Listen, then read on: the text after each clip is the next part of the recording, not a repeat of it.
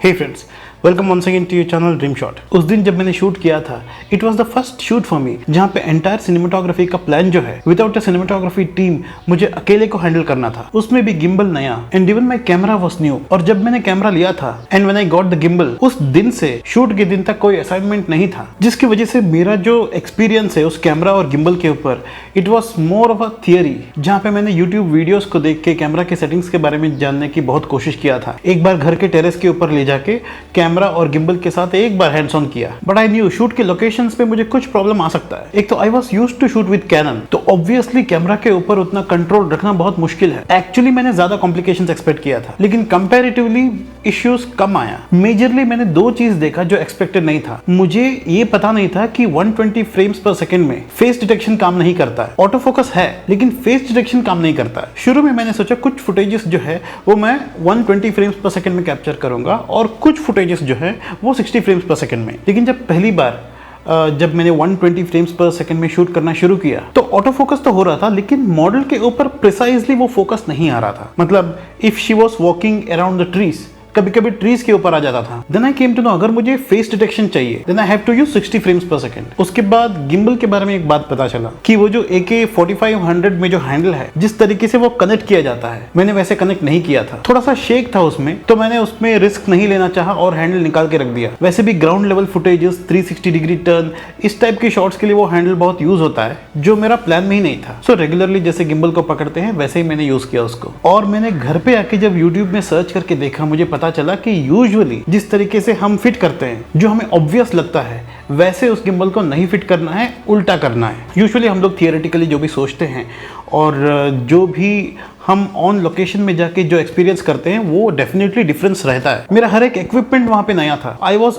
Actually not very sure if everything is going to be as planned, लेकिन mostly everything was smooth. एक problem था, वो touch screen जो है उसके ऊपर बार बार मेरा हाथ आ जा रहा था। ऑलमोस्ट 1.5 आवर तक मुझे उस पर यूज टू होना पड़ा। 1-2 घंटे बाद I knew exactly where to hold. So will see behind the scenes कैसा है और वो रिजल्टिंग फुटेज जो है वो कैसा है।